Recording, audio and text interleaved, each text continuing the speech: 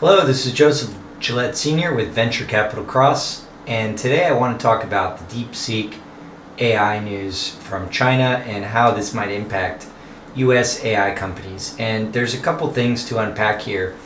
And the first thing I'd just like to say is I think that this news seems to be like a PR stunt. There's no question that there is competing interests in who will make the best AI. But to go back and forth week by week and say, oh, China's ahead, the US is ahead, that's in total, that's a good thing, because competition will create a better product. And many people have said that. But at the end of the day, this news should not cause the stock market to crash or for people to question their investments in XAI or US-based AI companies. And let me first talk about US AI companies. So OpenAI is the biggest AI company. They've grown the fastest. They were sort of the first to do a lot of things. And the other companies, such as Grok, Perplexity, to a lesser extent Lambda Labs, and some of the hardware-focused companies that have also made LLMs, they take a different approach. So OpenAI is a little bit controversial, not only because of what happened with the corporate structure. It used to be a public for-profit entity, which in one way you could say that Elon set it up like that in order to be a service to humanity, that nobody would own AI. And that's something to think about as we're going through a disclosure process with non-human technology, and a lot of technology that just we don't really know who developed it or how it was developed. It just fell in the hands of research labs like Spark in Silicon Valley, the microchip, Kevlar, lasers, fiber optics, telecommunications, lots of stuff. You can tie some things to Nikola Tesla, but not 100% of technology. We have technology that's beyond our ability to even use it. Let's put it that way. More bearish on OpenAI and more excited about XAI just because of the results that Grok, meaning G-R-O-K, not G-R-O-Q, is having. And that's the Elon, you can get it in X. If you're a premium subscriber to X, you can get most of this for free, I think. I haven't really explored as a user a lot of this, but the few times I've used Grok, it's been a great experience. It created some amazing images and it had some great responses. And I've had great responses with all the AI, but when you get into the weeds of how the things actually work, like ChatGPT has broken many times. I've tried to use it, and I did followed the prompt instructions from some experts, and it broke, and it couldn't do this, it couldn't do that, and other people were complaining. I had to, it hasn't been a smooth, easy experience. And obviously they're doing something right. They're the biggest company, so I'm not saying anything negative. It's just that every company has its own whims and features and approach to this that the proponents of that company and the company themselves obviously likes the way they're doing it and not the way the other company is doing it. OpenAI is far ahead of the pack, but all the companies are working. XAI is not that far behind in terms of valuation anyways. So they're all working on a similar thing, and that competition is good. Well, one company will leap ahead, another company will try to catch up, and it's kind of like the space race, only it's the AI race. So it's a very healthy thing.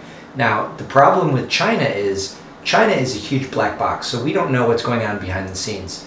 So when they make an announcement like DeepSeek is so powerful and it's doing so well, I find that very, very skeptical, just prima facie, because it's China. China is not a country which is known for its transparency. Let's just look at the legal system of China, okay? You don't have a Western-style business environment in China. So in the United States, by the way, OpenAI is getting sued from some Canadian groups. I think it involves some newspapers, because they're saying that their models were trained using content that they didn't have the right to. So whether that's true or not, whether that happened or not, it doesn't matter. The point is, in the United States, companies have the right to sue. And if you have a good case, you'll probably win. I'm watching the OJ trial that has a thing on Netflix now, and I mean, here you go. It's totally controversial. Every every element of the OJ case was just you just, I mean, there's a good argument on both sides. I mean, the guy obviously murdered someone. Murder is bad, but then he got off. He had an expensive defense, and so this OpenAI case, they're going to make their claims. It might go to trial. It might not. They might settle, but they seem to have a valid claim. But is that claim worth billions of dollars? Maybe, maybe not. That's another consideration. So all these things are going to get baked into legal battles. And there's been legal battles between Samsung and Apple, and big tech has always had legal battles. And that's part of what makes capitalism honest. Because if you've got a system where you don't have that ability, like in China, then what do you really have? So my point is that anything that comes out of China, you just have to be very skeptical about, because they don't have the same checks and balances as in the US system. In the US, and in the discussions about the election, we've had a lot of rhetoric about how private business works and government doesn't. Because in the private world, if you make a mistake, you're fired or you're bankrupt. In the public sector, you make a mistake, you get promoted. That's just how it works. And my contacts have told me that over the years. Like one of my mentors who worked in government very high up, he said, if you have an idiot in your department, someone who's just totally incompetent and has an attitude, you promote them. That's what you do in government. So it's the opposite of a meritocracy. And that's what China is. China is a big hedge fund, but it's run by the communist government. And I mean, in China, they have, I have a friend in China that was illegally watching NBA basketball. He lived in the US for 10 years and he loves basketball. And he had a satellite. I think this was a long time before Starlink, and he was concerned about it, and he used to call me and say, "Oh, they're going to catch me, I'm afraid." And because his neighbor spent years in prison for using Facebook. They literally have Facebook police. China is not. Then I have another guy who lived there. I have a story of a friend who was working with the embassy or something connected to the embassy. He might have been a contractor, and the whole family moved to China for 5 years or so, and he had a big dog, and it was a Great Dane or something, and it was above the 50-pound policy. And I don't know how he got it there, but then when they found out about the dog, they brought the dog to a dog prison, and they were going to kill it. And the guy had to get the Clinton involved or whatever. It was crazy. So China is not a place where you see lots of innovation coming out. And then let's say the last thing about China. China is not a place that's known for their innovation. They are definitely a strong and amazing culture. They have very strong talents. They're very smart. There are many things you can say about the Chinese culture, but they are not innovators. The Chinese are not creating things from scratch. They're very good at taking something and mass producing it, or taking something and perhaps making it into more of a process that you can make it cheaper, or you can do different things with it. And they've been very creative with using payment systems and certain specific things. They can be practical, I think is the better word. They're very practical and not innovative so much. You don't see cures for cancer and stuff like this coming out of China. And that may be a function of the communist government. So it's not, you have to add all these things up. I mean, you can't look at things like just DeepSeek. You can't look at China as this is just this one thing. You have to look at China like the big picture, because you've got a system over there that controls everything. So maybe it's that control system. Like maybe if China had a quasi-capitalist system like we have in the US, that these things would be, innovations would be more on the surface. Maybe there is a growing innovator community of entrepreneurs in China, and they're just not allowed to be innovators and entrepreneurs. I don't know. I'm not saying anything negative about China. I'm just saying that in this, you have to take everything in the total picture. So based on the total picture, I think that DeepSeek is really a fake news Trojan horse. And what I mean by that is they may have made some practical advancements that are ahead of OpenAI. I'm not saying that that's not true. What I'm saying is it's not that significant. It's not meaningful. It's not something that OpenAI and the whole US side of things has more funding, more developers, more smarter minds, and they will, whatever they're lacking, I'm sure that they can make up for it. It's not like now all of a sudden DeepSeek is here, let's just invest in China AI. That's absurd. And that's the way that the news presents things. The other thing that I think is very suspicious is the timing of the deal with TikTok and Trump. So ByteDance is a really big thing for China, and it's kind of like their answer to Facebook and the whole social media paradigm. And there's other social media in China. There's WeChat and there's a lot of things, but ByteDance is huge. It's a $250 billion whale, and that's huge. SpaceX is bigger, but SpaceX is space hardware manufacturing. So for a social media technology company, ByteDance is massive. And ByteDance was recently basically blocked from doing business in the United States unless they have a US partner. And I'm sure the Chinese are not happy about this. There's probably some reasonable people in China that want to see a US marriage, but the leadership in China has always been a very closed society. They're not open to foreign investment. When you go and invest in China, you have to have a joint partnership. The big corporates have gone and done this, American Express and Home Depot, and I mean any big company you can think of, and they've mostly failed. The only successes have been in cases like where Walmart is using China as a manufacturing base only, and the Walmart vendors are there individually manufacturing products and selling them in Walmart, and that's sort of worked. And there's been a lot of things that have worked with China, but we've never really had a joint development like we had with other countries for different things. Like we have joint development for Artemis going to the moon. We have the European Space Agency. We have now the Artemis Accords where a ton of countries have signed on and we're collaborating. We've collaborated with a lot of countries on a lot of things. We've never really collaborated with China on something like this, okay? So for Trump to get in power and then say that, well, we're going to break up ByteDance basically, or we're going to make it like a half US entity. China complied. He got them to do it.